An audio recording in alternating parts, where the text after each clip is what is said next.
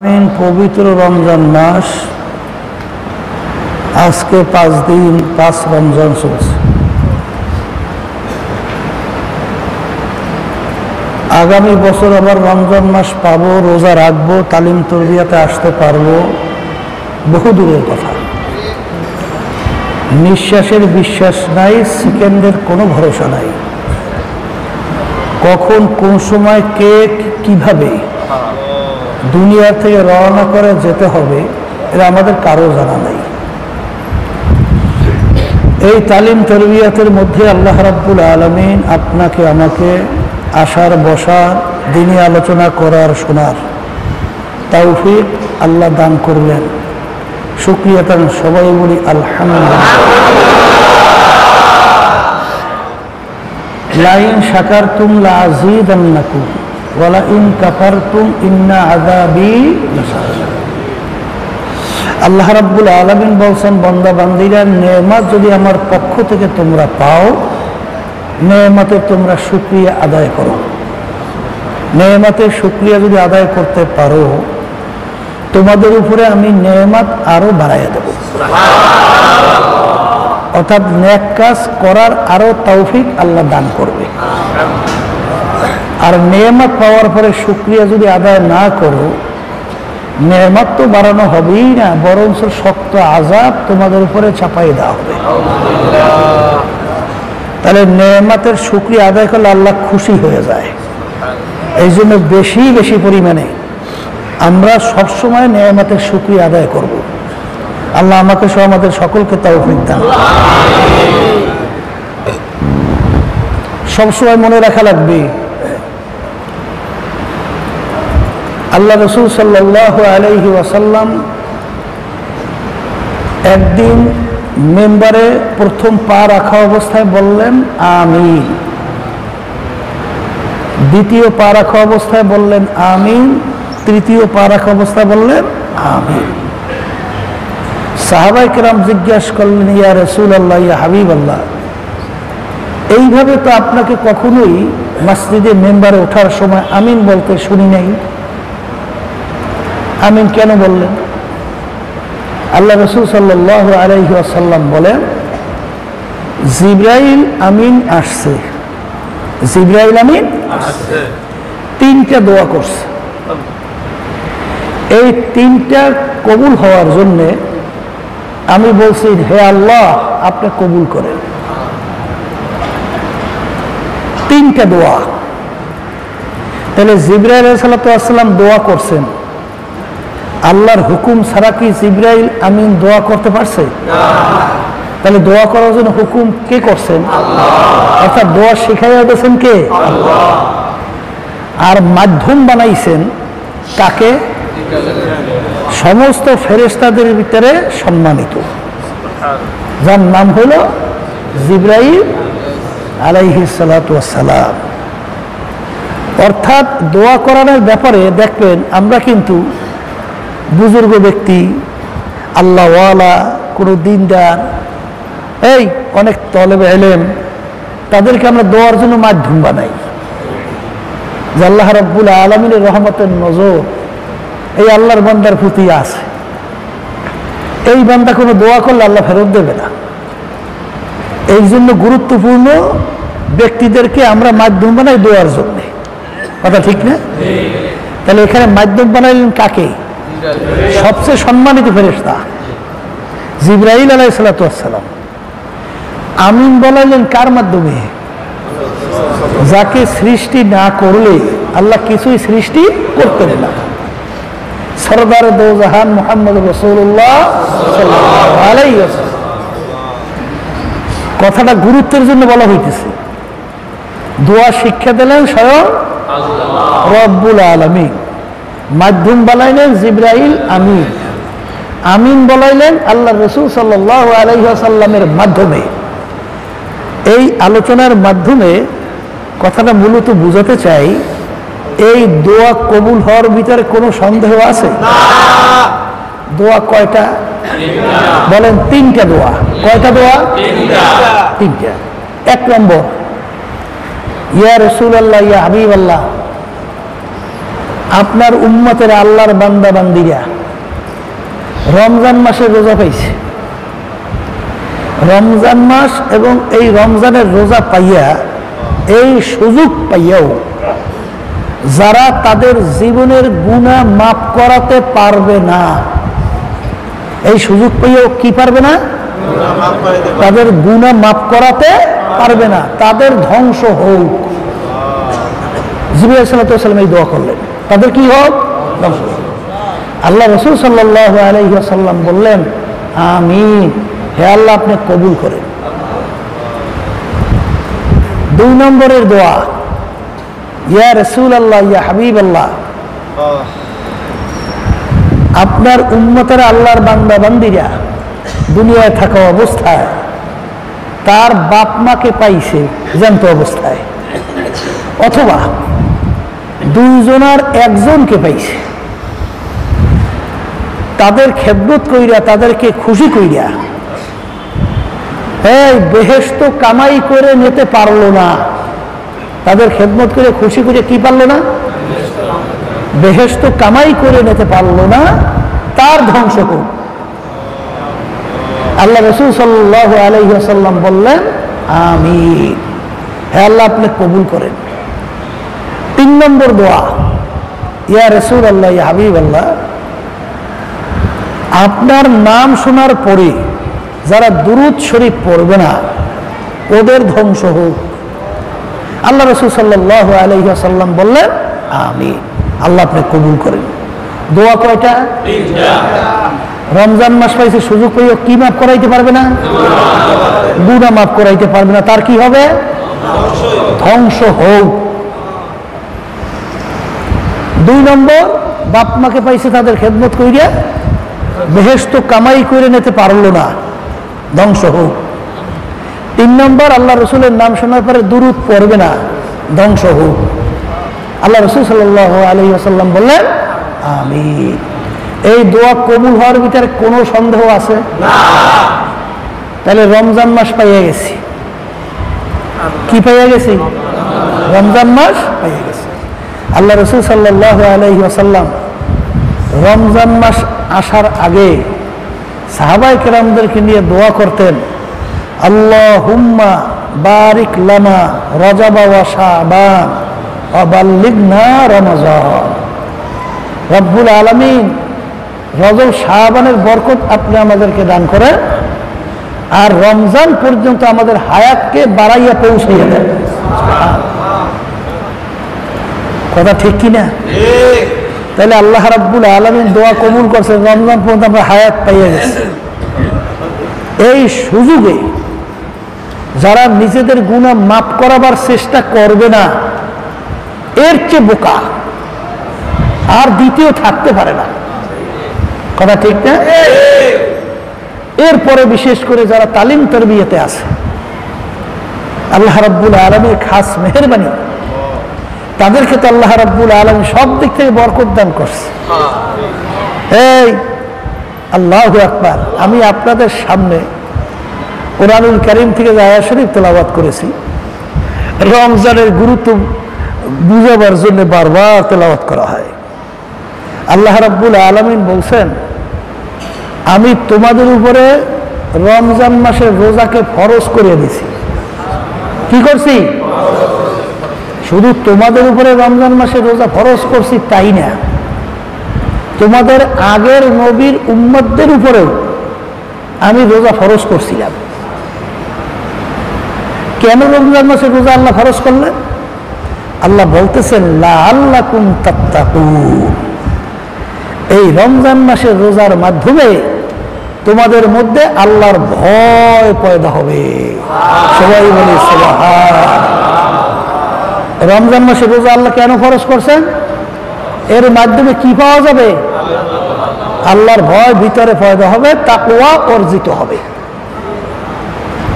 এখন অনেকে তো প্রশ্ন করতে পারে, হুজুর তাকওয়া কি জিনিসটা, কি পুরস্কার, তো বুঝলাম না। এই অনেকে দেখা যায় তুমি এই কাজ করতে পারলে এই পুরস্কার পাবা, এই কাজ করতে পারলে 1 কোটি টাকা পাবা, একটা গাড়ি পাবা, বাড়ি পাবা।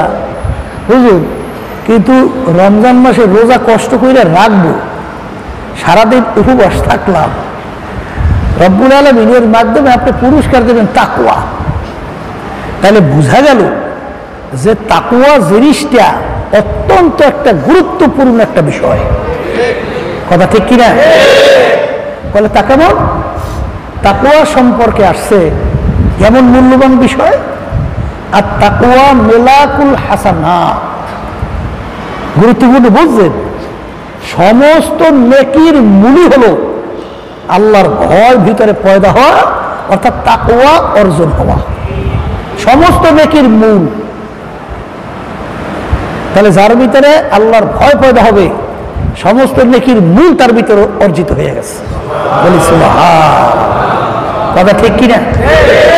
তাকওয়া যার ভিতরে পয়দা হবে, আল্লাহ রাব্বুল আলামিন তাদের ব্যাপারে বলছেন, ইন্না আকরামাকুম ইনদাল্লাহি আতকাকুম, আমার কাছে সবচেয়ে প্রিয় ওই আমার বান্দা বান্দি যাদের ভিতরে আল্লাহর ভয় পয়দা হয়েছে।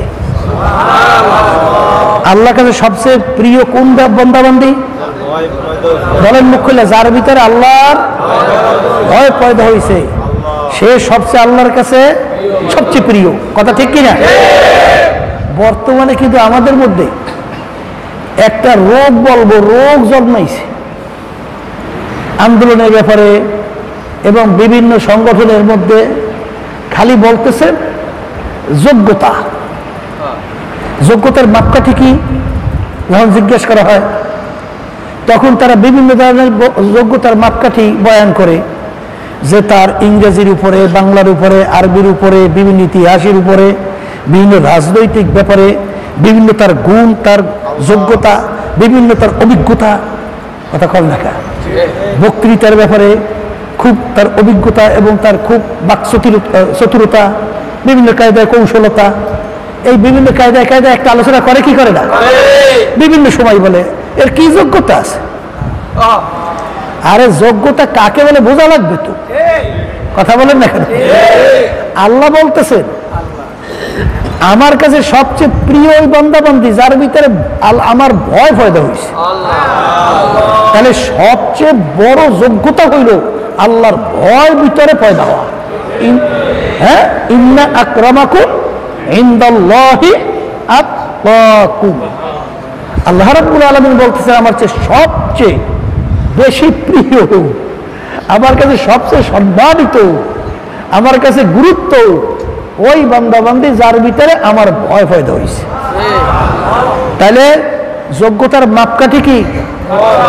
বলেন আল্লাহর ভয় ভিতরে পয়দা হওয়া। বলেন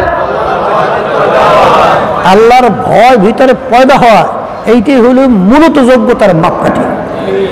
যার ভিতরে আল্লাহর ভয় থাকবে না, ও যত বড় বাকচতুরতা হোক, ওর ভিতরে যত এই বাহ্যিক এই বিভিন্ন জ্ঞানের কথা যেটা আমরা আলোচনা করি, এই যেটা বিজাতিদের বা অন্য অন্য অনেক তাদের জ্ঞানের গভীরতা অনেক বেশি না।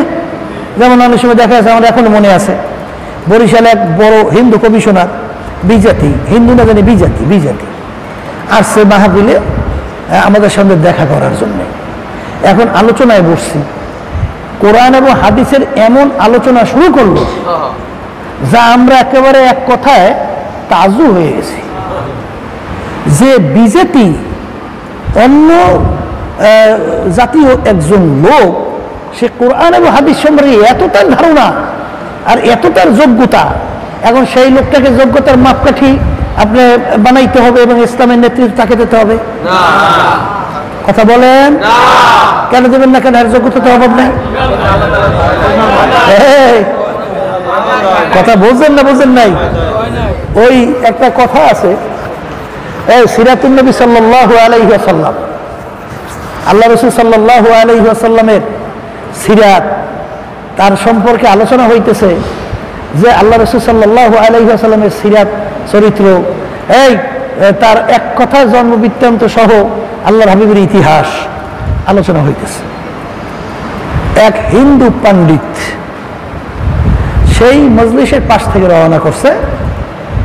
এখন উলামায়ে কেরাম সহ বিভিন্ন বিজ্ঞজনরা আল্লাহ রাসূল সাল্লাল্লাহু আলাইহি ওয়াসাল্লামের সিরাত সম্পর্কে আলোচনা করতেছে। হিন্দু পণ্ডিত বলতেছে যে আপনাদের নবী সম্পর্কে আমি একটু আলোচনা করতে চাই। এখন সবাই একটু আশ্চর্যও লাগলো আর একটু কৌতূহলও হয়েছে যে একজন হিন্দু বিজেপি সে আমাদের নবী সম্পর্কে কি আলোচনা করবে, কারণ বিজেপি তো আমাদের নবী সম্পর্কে তার জানার কথা না তেমন একটা। আচ্ছা তাহলে ঠিক আছে, যখন আলোচনা করতেই চাইছে একটু শুনি, ঠিক আছে আলোচনা করো। সে আমাদের নবী সম্পর্কে এমন আলোচনা করলো সমস্ত উপস্থিত লোকজন সহ সবাই আশ্চর্য হয়ে গেল। একজনে উঠে বলেই ফেললো যে আফসোস, আমরা মুসলমান হইয়া আমার নবীকে আমরা যত না চিনছি, একজন হিন্দু বেচারা অন্য জাতীয় এক লোক সে বিজেপি হইয়াও আমার নবীকে অনেক বেশি চেনছে। আর একজন আলেম হক্কানি উঠে বলতেছেন যে আপনার ব্যাখ্যাটা একটু ভুল হয়েছে, আপনার ব্যাখ্যাটা ঠিক হয় নাই। করে তাকানো বলে হিন্দু বেচারা ভদ্র, সে আমার নবী সম্পর্কে জানছে, আমার নবীকে চেনে নাই। যদি আমার নবীকে চেনত তাহলে সে কালিমা পড়ে মুসলমান হয়ে যেত। কথা ঠিক না? তাহলে জানা কিন্তু এক জিনিস আর মানা কিন্তু আর এক জিনিস। ইন্না আকরামাকুম ইনদাল্লাহি আতকাকুম, এই যার ভিতরে আল্লাহর ভয় পয়দা হবে সেই হইল আল্লাহর কাছে সবচেয়ে প্রিয়। কথা ঠিক কিনা? আর জানাই তো আছে, কি জানা আছে? কাবুল তো বহুত হ্যায়, মকবুল তো সাজ হ্যায়, লেকিন আয়না কি মানন্দ নেহি, দিল তো বহুত হ্যায়। অনেকের ভিতরে যোগ্যতা আছে কিন্তু আল্লাহ রাব্বুল আলামিন তাকে এই কাজের জন্য কবুল করে নাই, কাজের জন্য কবুল করে নাই। আর একজনের যোগ্যতা তেমন নাই, আল্লাহ তাকে এই কাজের জন্য কবুল করছে। কথা ঠিক কিনা? তাহলে এখন ব্যাপারটা কেমন হলো? বলে যোগ্যতা অনেকের মধ্যে আছে কিন্তু আল্লাহ রাব্বুল আলামিন সবাইকে ওই কাজের জন্য কবুল করেন নাই। এই যোগ্যতা থাকার পরেও সে কি হয় নাই, মাকবুলিয়াতের দরজায় পৌঁছতে পারে নাই। কিন্তু আল্লাহ রাব্বুল আলামিন যাকে কবুল করছেন ওই কবুল করাটাই হইল তার যোগ্যতার মাপকাঠি। তাহলে তা কেমন? একটা ঘটনা আছে উপদেশ গ্রহণ করার জন্য। কি গ্রহণ করার জন্য? বাদশাহ মারা গেছে। বাদশাহ মারা যাওয়ার পরে এখন পরবর্তী বাদশাহ কে হবে এই জন্য মন্ত্রী পরিষদে মিটিং বসছে, পরামর্শ। সবাই পরামর্শ করে সিদ্ধান্ত করছে যে আগামী দিন ফজরের পরে প্রথম যে রাজপ্রসাদের ভিতরে ঢুকবে তাকেই আমরা রাজা বানাবো। সিদ্ধান্ত কেন মতনক কইছে মানে বিভিন্ন কায়দায়। তো এক খয়রাতি কি খয়রাতি চিন্তা করলো বাদশাহ মারা গেছে, তাহলে আজকে যদি আমি একটু আগে আগে ঢুকতে পারি তাইলে আজকে বড় ধরনের দান পাওয়া যাবে, খয়রাত পাওয়া যাবে। এখন খয়রাতি এসে তো বেশি খয়রাত পাওয়ার জন্য, বাদশাহ মারা গেছে আজকে দান সৎকা বেশি হবে না, এই জন্য সে একেবারে সবাই আগে এই খয়রাতে যে রাজদরবারে ঢুকছে। ঢোকার পরেই সবাই ওকে ধরিয়া এখন খয়রাতে তো ভয়তেও অস্থির, মনে হয় যেন আর রাজদরবারে আমি হয়তো বিনা অনুমোদনে ঢুকছি, আমার মনে হয় শেষ। এখন বলতেছে আমাকে ধরছেন কেন, আমার তো কোনো অপরাধ নাই। কলে আমাদের সিদ্ধান্ত হয়েছে তোমাকে রাজা বানানো হইবে এই দেশের। এখন ও মনে করছে আমার সাথে পাগলামি করে মনে হয় মারিয়ে ফেলাইবে, এই জন্য মনে হয় তামসা করতে আসে। এখন ওকে নিয়ে গেছে, নিয়ে দিয়ে গোসল করাইতে আসে। ও কলে ব্যাপার কি, তাহলে মারিয়ে ফেলে ওই জন্য আখেরই গোসল দেয়। গোসল গোসল করাইয়া ওকে সুন্দর পোশাক আদি পরাইছে। এখন দেখে তাকে রাজ পোশাক পরাইতেছে। ব্যাপার কি, আমার রাজ পোশাকও তো পরায়, কিন্তু তার তো এটা বিশ্বাস হওয়ার কথা না। তাকে নিয়ে শেষ পর্যন্ত এই সিংহাসনের ভিতরে বসাইছে। আল্লাহ পারে না? আল্লাহ পারে না? পারে না? কুলিল্লাহুম্মা মালিকাল মুলক। আল্লাহ রাজাকে ফকির বানাইতে পারে, ফকিরকে রাজা বানাইতে পারে না? পারে না? এখন বসানোর পরে সে আসলেই দেখে আমাকে তো আল্লাহ বাদশাহী বানাইছে, বাদশাহী চালাইতে আছে। একদিন সে বলতেছে যে তোমরা মন্ত্রী পরিষদ থেকে বলতেছে যে আমাকে একটু কান্দরের ভিতরে উঠিয়ে রাজপ্রসাদ ঘুরেই নিয়ে আসো। আগের বাচ্চাদের একটা নিয়ম ছিল, তাদেরকে কাদের ভিতরে উঠিয়ে রাজপ্রসাদ ঘুরাইতে সম্মান, এইভাবে তাদের বাহু। এখন মন্ত্রীদের কান্দরের মধ্যে উঠতে এখন সে ঘুরতেছে, আর মন্ত্রীরা বলতেছে যে বাদশা নামদার একটা কথা বলতে চাই, ভয় বলবো না নির্ভয়? করে না কোনো ভয় নাই, বলো। কলে কথাটা কি? আমরা আশ্চর্য হয়ে গেছি। কি আশ্চর্য? আপনি একজন ফকির, মিসকিন, খয়রাতি, আপনার কোনো যোগ্যতা বলতে কিছু নাই, আপনাকে আমরা ধৈর্য পরামর্শ করিয়া তারপর রাজা বানাইছি। এখন মন্ত্রীদের কান্দরের ভিতরে উঠিয়া রাজপ্রসাদ যে ঘুরতে হয়, এই এলেমটা, এই শিক্ষাটা, এই জ্ঞানটা, এই যোগ্যতাটা আপনাকে কে দান করলো? আসলো কোথা থেকে, জানলেন কেমনি?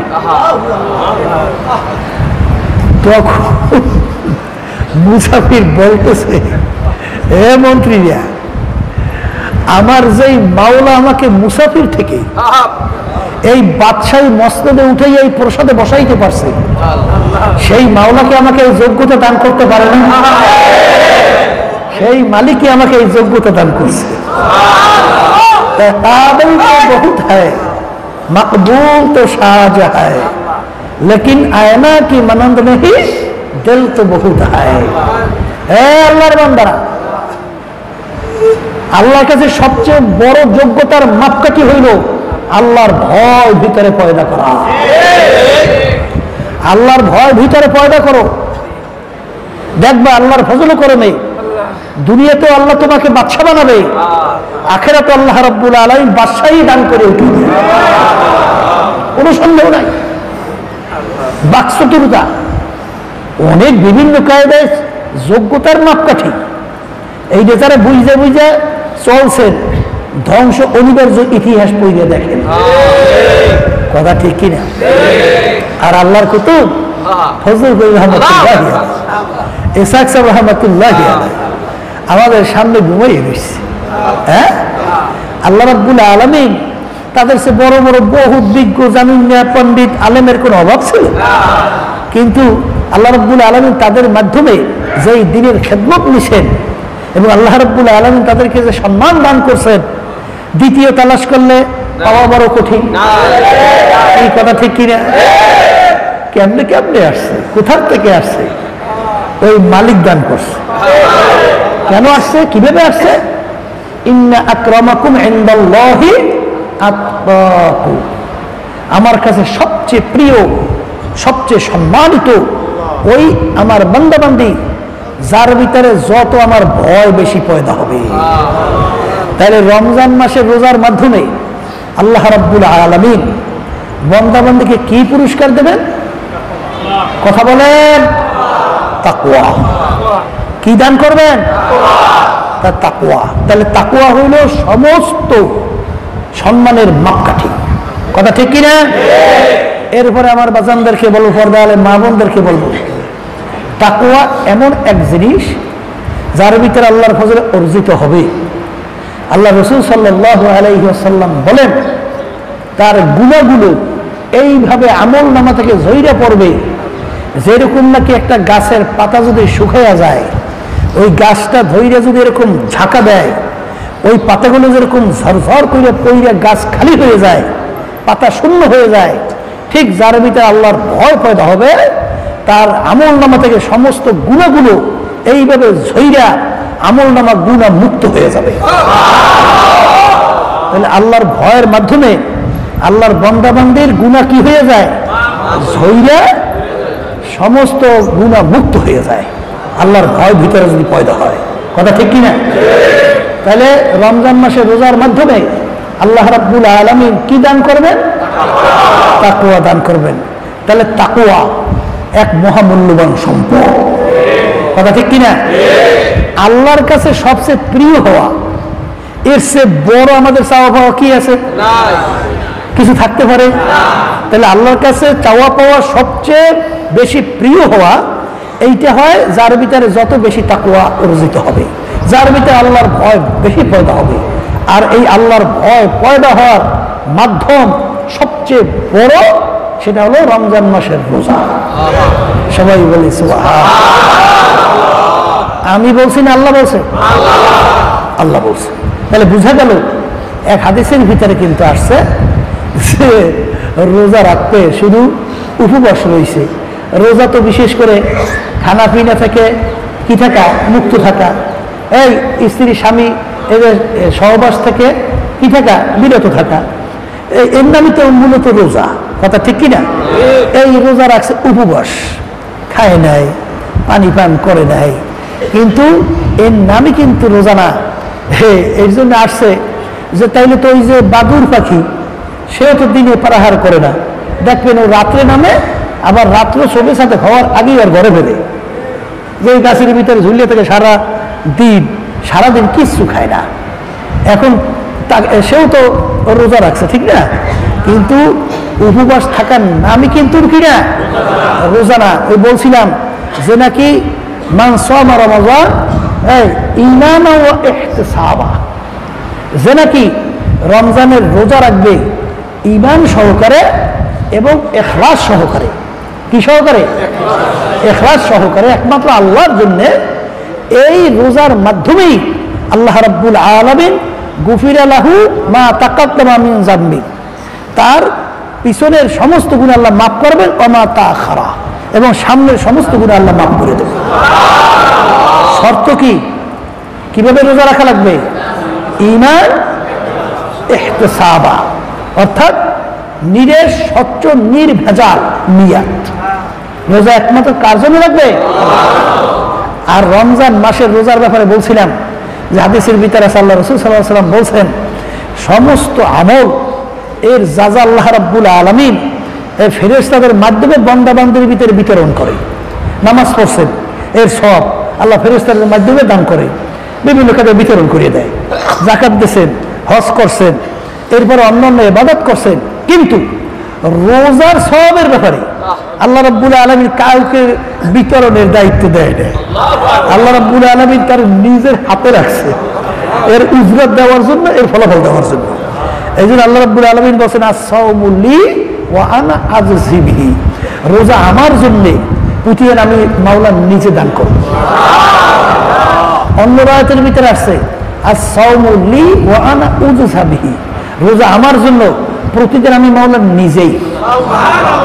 সুবহানাল্লাহ। ইবাদতের সব এই অন্য কায়দায় কায়দায় বিতরিত কি করা হয়, বর্ষণ করা হয়, কিন্তু রোজার সওয়াব কে দান করবে? আল্লাহ নিজে। বলেন কে? তাই যে যত বড় দানশীল হয় তার দানের পরিমাণটা কেমন হয়? তত বড়ই তো হয়। তা আল্লাহর সে বড় দানশীল আছে কে? কেউ আছে? তাহলে আল্লাহ রাব্বুল আলামিন কেমন দানশীল আপনি বুঝেন না?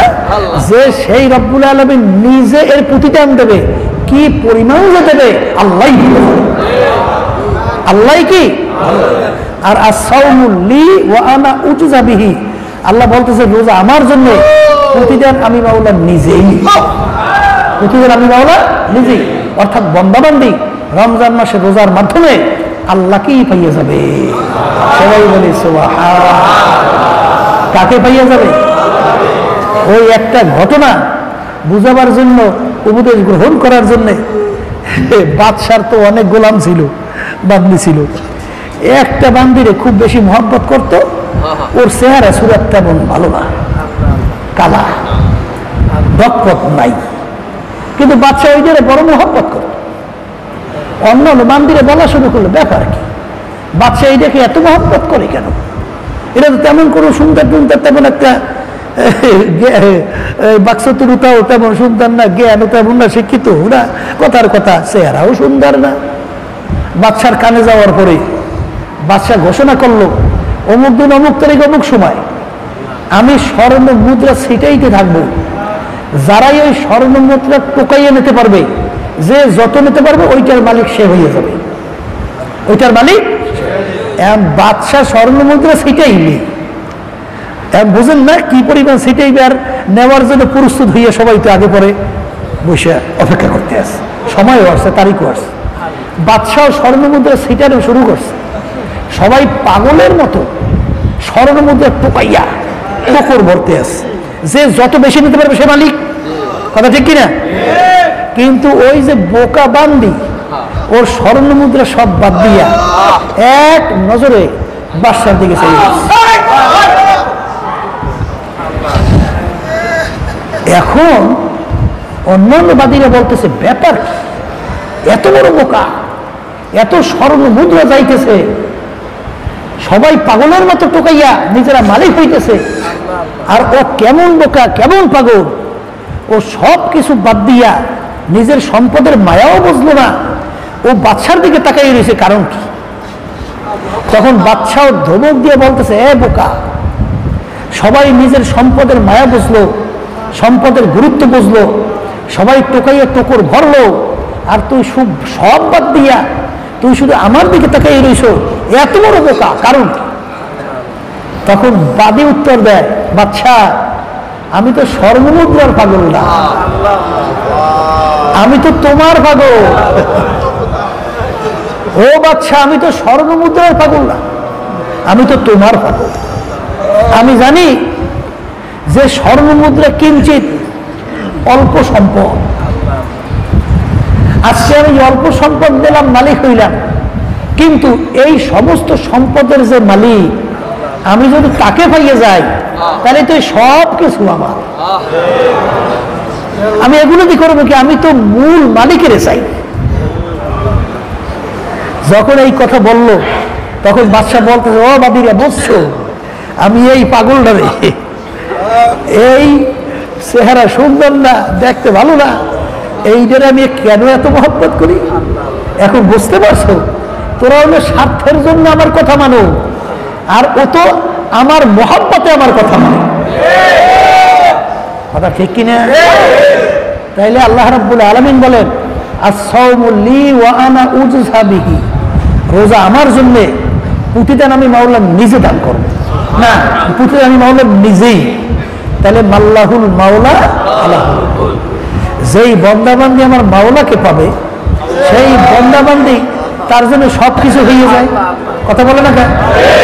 এই যে এক আশেক বলছিলেন, বেহেশত দোজখ সে ইয়ারা ক্যা করে, আর জু হ্যায় মাই তুঝসে দেখা করে।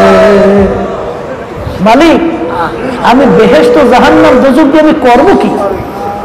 আমি চাই একটু তোমাকে দেখতে, তোমাকে পাইতে, তোমার সাথে সাক্ষাৎ করতে। কথা ঠিক না? ঠিক। তাই যেই কথা বলতে চাইছিলাম, রাবেয়া বসরির কথা শুনছে, শোনেন নাই? রাবেয়া বসরি একদিন এক হাতের ভিতরে আগুন আর হাতের ভিতরে পানি নিয়ে খুব জজ্বা সহকারে দৌড়ায়, আর বলতেছে যে আমি এই আগুন দিয়ে বেহেশতকে জ্বালাইয়া দেব, আর এই পানি দিয়ে জাহান্নামকে ঠান্ডা করব। লোভীর দলেরা, যারা নাকি বেহেশত পাওয়ার লোভে ইবাদত করে আমার, আর যারা নাকি জাহান্নামের ভয়ে ইবাদত করে, যদি বেহেশতই না থাকে কিসের লোভে ইবাদত করবে? যদি জাহান্নাম নাই থাকে তাইলে কিসের কারণে তারা, কিসের ভয় তারা ইবাদত করবে? তো কারণ কলে আমার মাওলাকে পাওয়ার জন্য, আমার মাওলার জন্য তো ইবাদত করে না বুলাই। এটা কিন্তু জজবার একটা হালাত। আবার এই যে কই নাউজুবিল্লাহ, এটা কিন্তু কোনো শরীয়তের মাসা আলাদা। কথা ঠিক না? এই জন্য বলছিল না, জাহান্নাম দোজখ সে ইয়ারা ক্যা করে, আরজু হ্যায় মাই তুঝসে দেখা করে। এক আশেক বলছিল, ফেরাকে দোস্তা বাসদ নেশা বাসদ মাআযাল্লাহ গলদ গফতাম কে দোজখ বড় নেশা বাসদ। মালিক, আল্লাহু আকবার, জাহান্নামের আগুনের চেয়েও আমার কাছে বেশি কষ্ট দাও আপনার বিরহ বেদনা। আপনার বিরহ বেদনাটা আমার কাছে জাহান্নামের আগুনের চেয়েও বেশি কঠিন মনে হয়। এটা ঠিক না? ঠিক। এই হালাত কিন্তু আশেকদের ব্যাপার আলাদা। এইটা কিন্তু আমাদের বোঝা বড় কঠিন, আমাদের বোঝা বড় কি কঠিন। এগুলো যাদের সম্পর্ক এইভাবে, এই প্রেমিক তার সঙ্গে কাছে আলোচনা করলে প্রেমের কি যাতনা জ্বালা প্রেমিক ছাড়া বুঝবে? এটা অন্য কেউ বুঝবে? এটা কোনোদিন বুঝবে না। এই জন্য আমার বাজারদেরকে বলবো, রমজান মাসে রোজার মাধ্যমে বন্দাবন্দি আল্লাহকেই পাইয়ে যাবে। সবাই জোরে বলে কথা ঠিক না? তাহলে রমজান মাসে রোজার মাধ্যমে আল্লাহর ভয় ভিতরে কি হয়? পয়দা হয়। বলেন বলেন। এই আল্লাহর ভয় আপনার ভিতরে আছে, আপনি বুঝবেন কেমনে? 6টা জিনিসের সাথে সম্পৃক্ততা প্রকাশ। যখন দেখবেন, এই ফকির আবুল লাইস রহমতুল্লাহি আলাইহি বলতেছেন যে তোমার ভিতরে আল্লাহর ভয় পয়দা হয়েছে কিনা, 7টা যদি গুণ, 7টা অঙ্গ প্রত্যঙ্গের কার্যক্রম দেখা যায় যে তোমার ভিতরে আল্লাহর ভয় আছে কি নাই। এর ভিতরে 1 নম্বর হলো জিহ্বা। 1 নম্বর কি? জিহ্বা। এই আপনার ভিতরে আল্লাহর ভয় পয়দা হয়েছে কিনা আপনি কেমনে বুঝবেন? তাহলে যখন আপনি জিহ্বা দিয়া মানুষকে গালি গালাজ করবেন না, অশ্লীল কোনো কথা বলবেন না, কোনো গীবত শিকায়ত কারো করবেন না, কারো ধরনের বিভিন্ন ধরনের এই আছে না ওই যে তহমত দেওয়া বিভিন্ন ধরনের আচরণগুলো আপনি জিহ্বার মাধ্যমে করবেন না। আর এই জিহ্বা দিয়ে যখন মাওলার জিকির করবেন, জিহ্বা দিয়ে যখন তেলাওয়াত করবেন, জিহ্বা দিয়ে যখন দ্বীনি কিতাবাদি ওয়াজ নসিহত করবেন, তখন বোঝা যাইবে যে আল্লাহর ফজলে করবেন আপনার ভিতরে আল্লাহর ভয় পয়দা হয়েছে। কথা ঠিক কিনা? এই আল্লাহর বান্দা বান্দিরা, জিহ্বা এমন এক অস্ত্র, আল্লাহ রাসূল সাল্লাল্লাহু আলাইহি ওয়াসাল্লাম বলেন বিষাক্ত একটা তীর। কথা ঠিক কিনা? এই গুলি করলে অনেক সময় গুলির আঘাত মানুষ সামাল দিতে পারে, কিন্তু জিহ্বা দিয়ে যদি কাউকে আঘাত করা হয়, ওই আঘাত কিন্তু এমন ক্ষতবিক্ষত হয়, গুলির আঘাতের চেয়েও মারাত্মক হয়। এই জন্য এক শ্রেণীর মানুষ আছে, আল্লাহ একটু ভালো বানাইছে, একটু বড় বানাইছে, একটু ক্ষমতা এনেছে, এখন ক্ষমতা পাইয়া তার যে কর্মচারীরা আছে, তার যে নিচু শ্রেণীর লোকগুলো আছে, এমন ধরনের ব্যবহার আচার করে, এমন ভাবে তার কথা দিয়ে মুখ দিয়ে কষ্ট দেয়, মনে হয় যেন ওর কলিজারা ফাললে মনে হয় যেন কালি তীর ওর কলিজা ফুটে আছে না নাই? এরকম আছে। ওদিকে এক কপাল পোড়ারা। আজকে আল্লাহ তোকে ক্ষমতা দেশ, আল্লাহ যোগ্যতা দেশে, বড় বংশে বানাইছে, আল্লাহ শিক্ষিত বানাইছে। এই জন্য তুই তোর নিচু, তোর অধীনস্থ তাদের উপরে তুই দুর্ব্যবহার করবি, খারাপ কথা বলবি, তোর সে বড় জালেম দ্বিতীয় আর দুনিয়ায় থাকতে পারে না। কথা ঠিক কিনা? এই জন্য দেখবেন এই জিহ্বার হেফাজত করতে গিয়া আবু বকর সিদ্দিক রাদিয়াল্লাহু তাআলা আনহু, যিনি নবীদের পরেই দুনিয়ার ভিতরে জনম মানুষ আসিল, আছে, আসবে, তাদের ভিতরে সবচেয়ে সম্মানিত শ্রেষ্ঠ, তার নাম কি? আবু বকর সিদ্দিক রাদিয়াল্লাহু তাআলা আনহু। তিনি বুড়া বয়সে জিহ্বাটাকে ধৈর্য টানে আর ধৈর্য আঘাত করে। লোকেরা বলতেছেন সাথীরা যে আমিরুল মুমিনিন, আপনি বুড়ো বয়সে কেন জিহ্বাটাকে কষ্ট দিতেছেন? তখন বলতেছেন এই জিহ্বাটাই আমার শেষ করছে, এই দিয়ে আমার শেষ করছে, এই দিয়ে আমার কি করছে? শেষ করছে। তিনি জিহ্বা যেন বেহুতে কোনো কথা বলতে না পারে, আবল দাবল কোনো কথা বলতে না পারে, প্রয়োজন ছাড়া বড় একটা পাথর মুখের ভিতরে রাখতেন জিহ্বাটা আটকেই রাখার জন্য। কি বুঝলে? জিহ্বার হেফাজত। কথা ঠিক না? এটা খুব সতর্ক। মন চাইলেই খালি বসে বসে কথা বলেন, মন চাইলেই বসে বসে আলোচনা গীবাত করেন, কত বড় গুনাহ গীবাত। এখন তো ঘি ভাতের মতো হয়েছে। এই তরিকার ভিতরে, সংগঠনের ভিতরে যত গন্ডগোল, যত জায়গায় যত গন্ডগোল, সব কিন্তু এই জিহ্বার গীবাতের কারণে। কথা ঠিক না?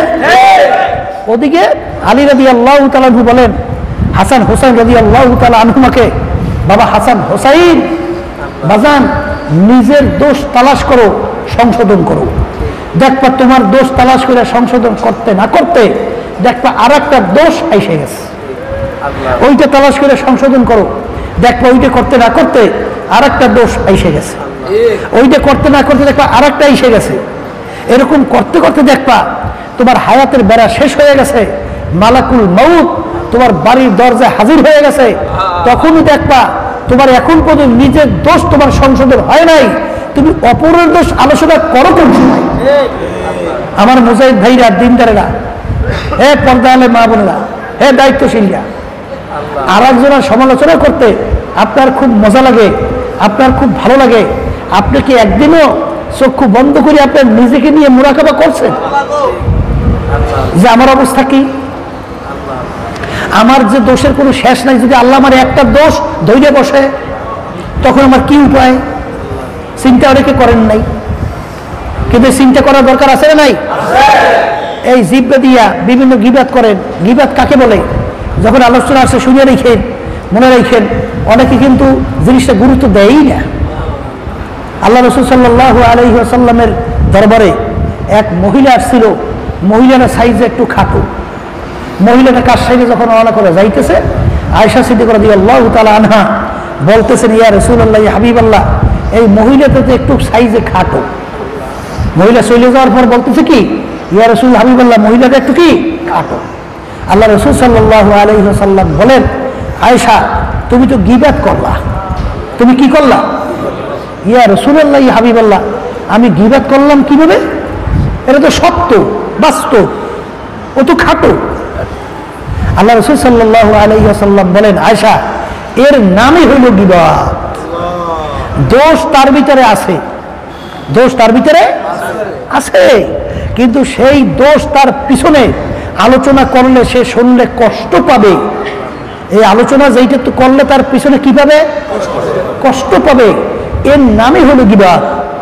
আর দোষ যদি তার ভিতরে না থাকে আর এইটা যদি আলোচনা করে, সেইটার নাম হলো তুহমাত।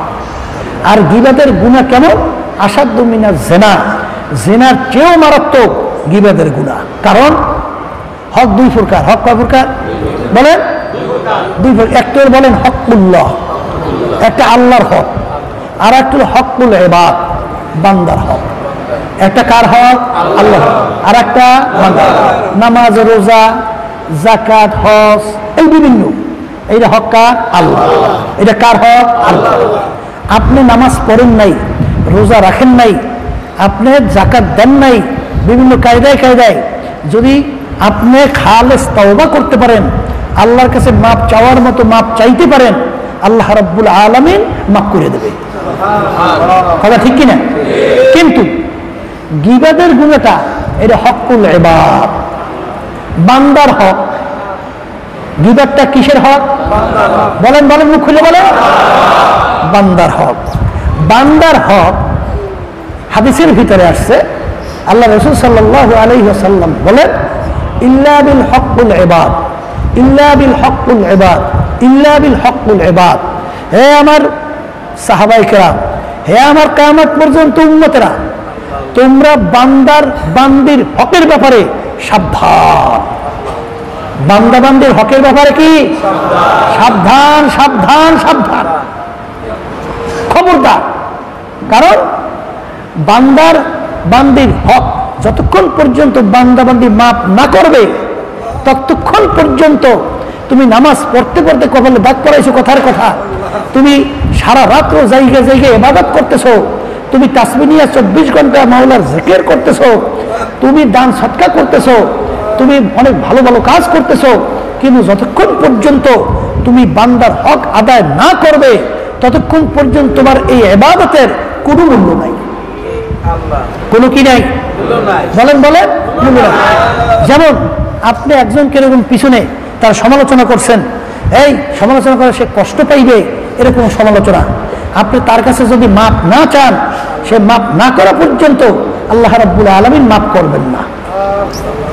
আপনি কারো মাল বিভিন্ন কাজে চুরি করছেন, নষ্ট করছেন, কারো আমপারি নিয়ে আসছেন, কারো জমিন ঠেলছেন, কারো বিভিন্ন ধরনের মাল আসবাব আপনি আত্মসাৎ করছেন, বিভিন্ন ব্যবসার ভিতরে ধোঁকাবাজি কইরা যেই মালের দাম এত, ধোঁকাবাজি করিয়া আপনি বিভিন্ন কাজে টাকা উপার্জন করছেন, আপনি বিভিন্ন কায়দায় কায়দায় 2 নম্বরে 1 নম্বর বানাইছেন। এবার সরকারি দলের সঙ্গে থাইকা চাঁদাবাজি কইরা টাকার উপার্জন করছেন, বিভিন্ন কাজে ধোকাবাজি কইরা টেন্ডারবাজি কইরা কাজ 1 নম্বরের কাম 2 নম্বর করছেন। আপনি ভালো করে যাই না রেখেন, আপনি 100 বার হজ করতে পারেন, আপনার ইবাদতের কোনো মূল্য নেই যতক্ষণ পর্যন্ত আপনি ওই পরিমাণ তার মাপ যা নষ্ট করছেন ফেরত না দেবেন, যতক্ষণ পর্যন্ত তার কাছে মাপ না চাবেন, ততক্ষণ পর্যন্ত আপনার ইবাদতের কোনো মূল্য নাই। এই জন্যই আমার বাজানদেরকে বলবো, দেখেন সাহাবা কেরামদের ইতিহাস, আল্লাহ রাসূল সাল্লাল্লাহু আলাইহি ওয়াসাল্লামের ইতিহাস। আল্লাহ হাবিব সাল্লাল্লাহু আলাইহি ওয়াসাল্লাম একদিন হঠাৎ এক সাহাবীর পিঠের উপর একটা আঘাত করছিলেন। এখন আল্লাহ রাসূল সাল্লাল্লাহু আলাইহি ওয়াসাল্লাম বলতেছেন যে তোমাকে তো আমি আঘাত করে বসছি, এখন তুমি আমার প্রতিশোধ নাও। কি নাও? প্রতিশোধ নাও। এখন সাহাবী পাইছে সুযোগ, যে সুযোগ তার পাবো না, আল্লাহ যখন মিলে এই দেশ ইয়া রাসূলুল্লাহ হাবিবাল্লাহ প্রতিশোধ তো নেব, কিন্তু আপনি যখন আমার পিঠে পিঠে আঘাত করছিলেন তখন আমার গায়ে তো জামা কাপড় ছিল না, আমার পিঠ খালি ছিল, আপনার গায়ে তো জামা আছে, আপনার শরীরের ভিতরে তো পোশাক আছে, তা আপনার পিঠ থেকে কাপড় সরান। এখন কোনো উপায় নাই। কে? সরদার দো জাহান মুহাম্মদ রাসূলুল্লাহ সাল্লাল্লাহু আলাইহি ওয়াসাল্লাম। আল্লাহর বান্দারা যখন নাকি আল্লাহর হাবিব তার গায়ে থেকে কাপড় সরাইলেন, পিঠে থেকে খতম নবুয়তের যে সিল, আল্লাহর বান্দা সুযোগ পাইছে, মালিক সুযোগ তো পাই না, ওই খতম নবুয়তের সিলের উপর একটা চুমো দিয়েছে। কারণ খতম নবুয়তের সিল দেখার জন্যে তিনি চেষ্টা করছে, কোনোদিন দেখতে পারে নাই।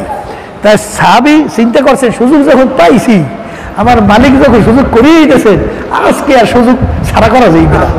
যখনই নাকি পিঠ থেকে কাপড় সরাইছে, খতম নবুয়তের চুমো দিয়ে বলেন ইয়া রাসূলুল্লাহ হাবিবাল্লাহ, এসে আবার চাওয়া আর কিছু না।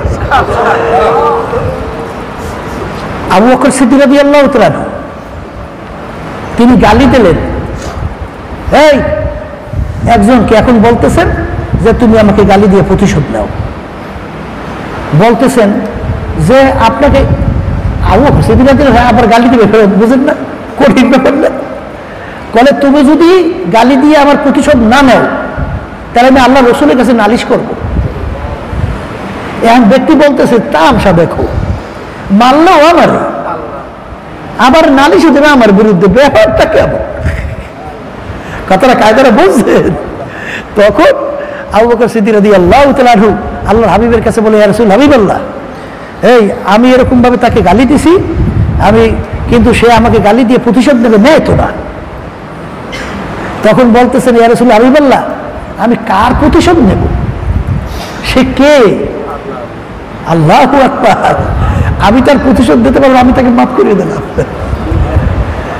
এইভাবে হক্কুল ইবাদ অত সহজ মনে করেন না, কথা বাজান বুঝতে হইবে। আখলিস দীনাকা ইয়াকফিকা আল কালিলু মিনাল আমাল, ঈমানকে মজবুত করো, নির্ভেজাল করো, একেবারে স্বচ্ছ করো, আমল অল্প করবা, নাজাতের জন্য যথেষ্ট। আর বুড়ো বুড়ি ইবাদত করিয়ে বাইরে নাই নেই, এরপর শুরু করে যত গীবাত আর যত সমালোচনা আছে, এইটা বসে বসে কিসের জন্য আপনি সর্বনাই মুরিদ হইলেন? কি দরকার ছিল আপনার?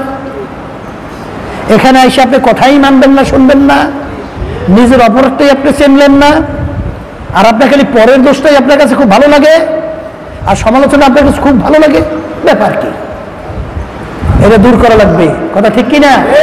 তার জিহ্বার সঙ্গে সম্পৃক্ত, যদি আল্লাহর ফজল করমে জিহ্বাকে আপনি হেফাজত করতে পারেন, তাহলে আপনার ভিতরে আল্লাহর ভয় পয়দা হয়েছে একটা প্রমাণ থাকবে, কথা ঠিক কিনা?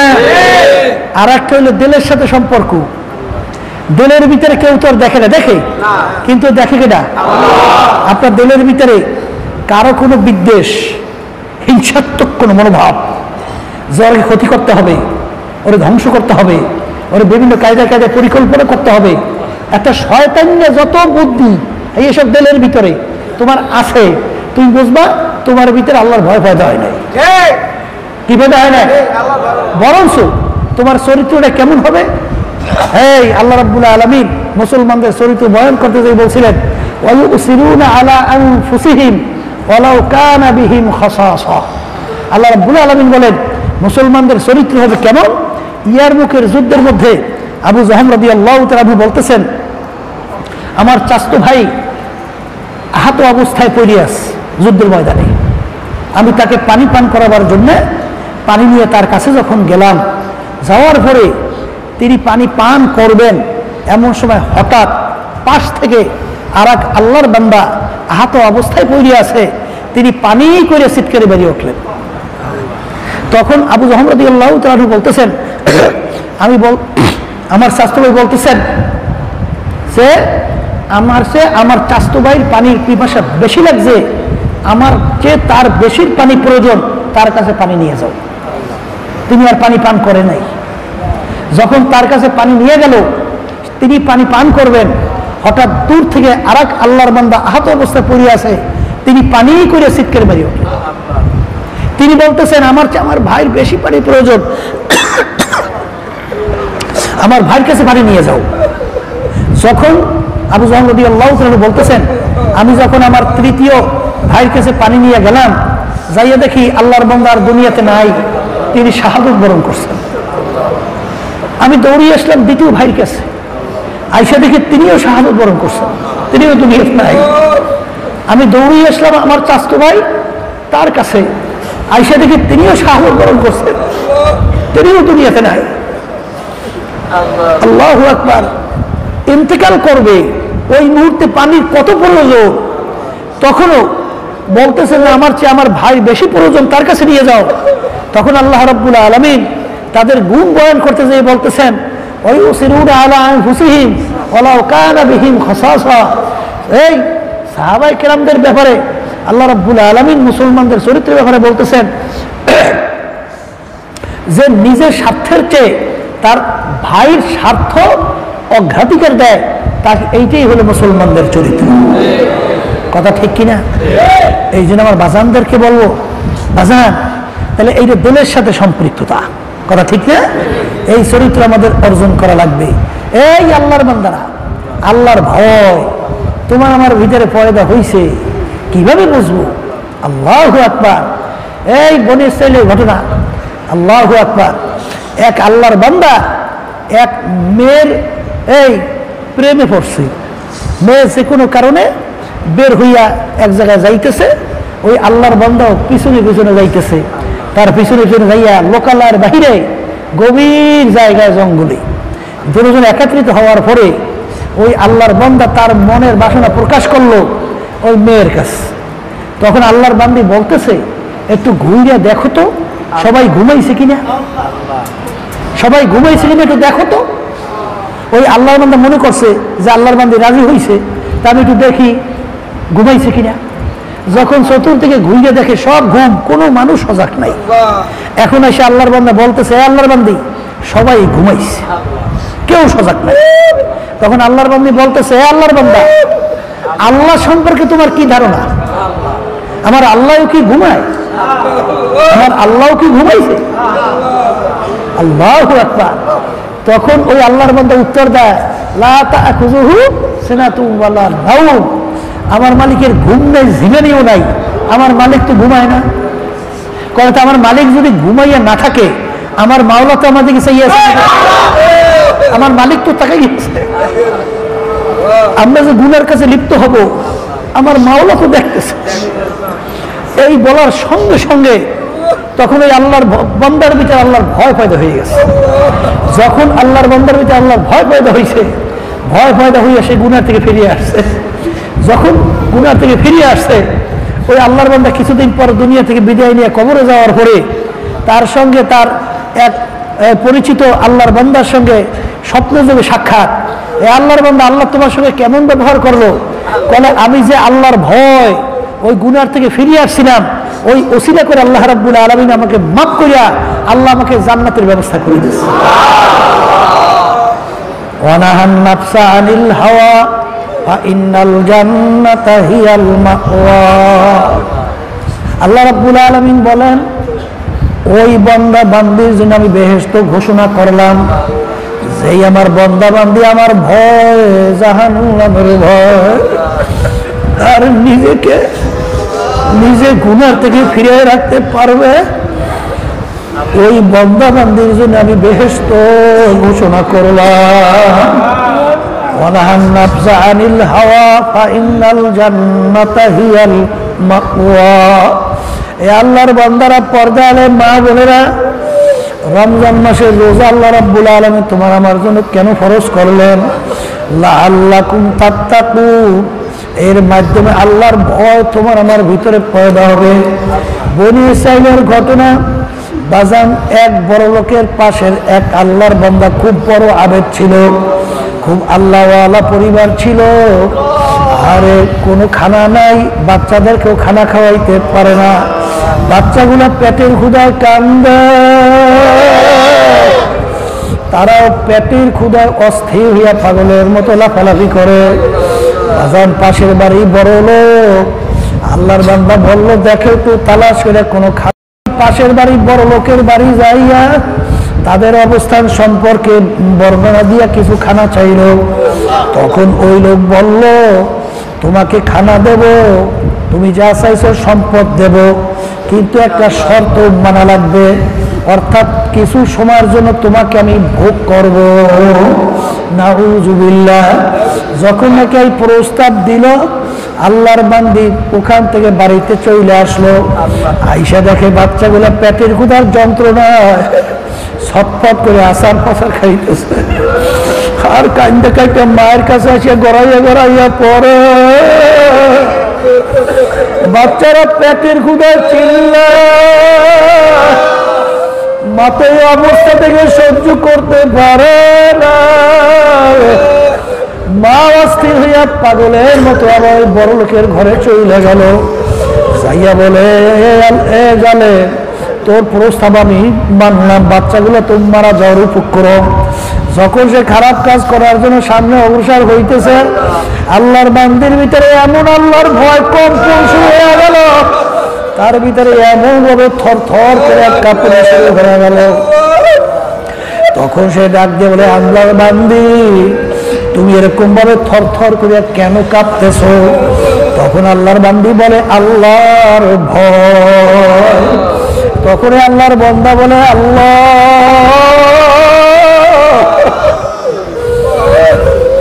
আমার যে বড় নেমো খারাপ, আর তো দ্বিতীয় দুনিয়ায় থাকতে পারে না, তুমি আমাকে সম্পদ দান করছো, তুমি আমাকে বড় লোক বানাইছ মালিক,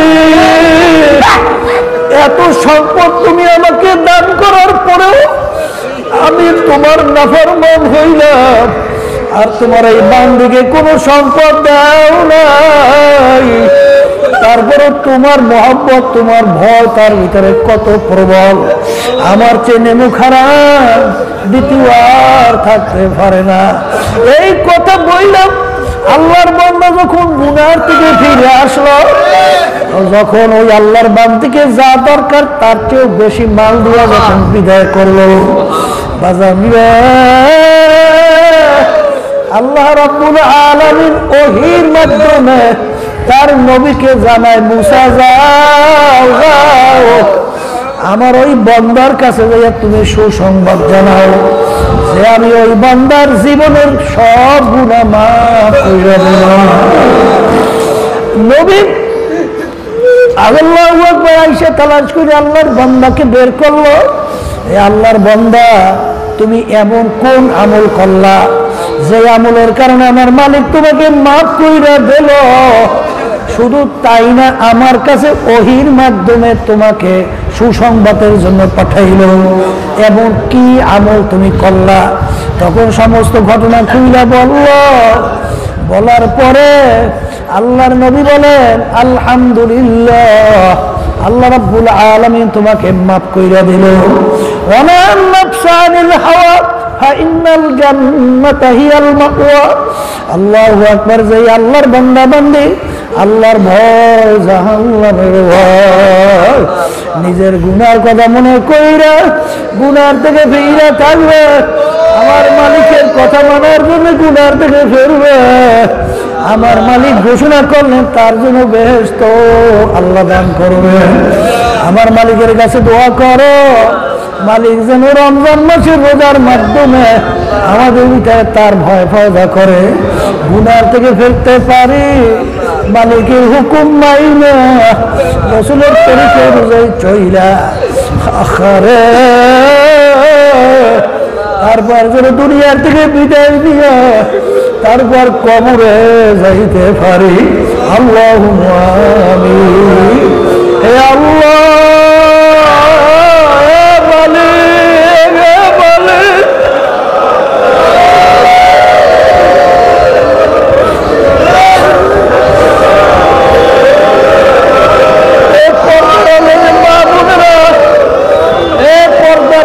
আল্লাহর বান্দীরা গুনার কথা মনে করি না, মাওলার দরবারে হাত উঠাও, চোখের পানি ফেলাও আর মালিকের দরবারে কান্দ, আর মালিকের দরবারে মাফ চাও। যদি কান্না না আসে মন্ত্রে একদিনের ঘরের দরজা দিয়ে নতুন বউ হইয়া উঠছে না রে। কত মেয়ে লোকে শরবত খাওয়াইল, কত মেয়ে লোকে বাতাস করল, আবার এমন একটা দিন আসবে রে মন, এই ঘরের দরজা দিয়ে মরা লাশ হইয়া বের হওয়া। ছেলে কান্দে মানা করে,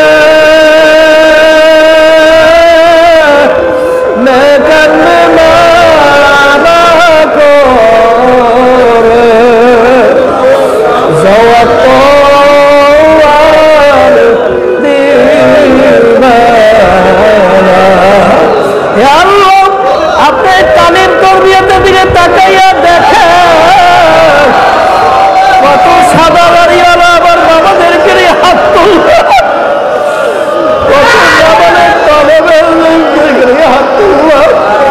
কত জাকির সাথে আপনার খাস বান্ধবের হাত তুলল, আল্লাহ রোজাদের হাত তুলল,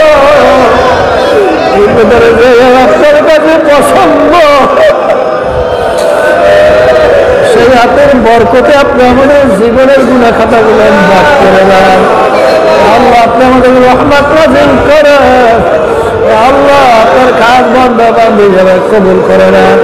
সুবহান রাব্বিকা রাব্বিল ইজ্জাতি আম্মা ইয়াসিফুন ওয়া সালামুন আলাল মুরসালিন ওয়ালহামদুলিল্লাহি রাব্বিল আলামিন।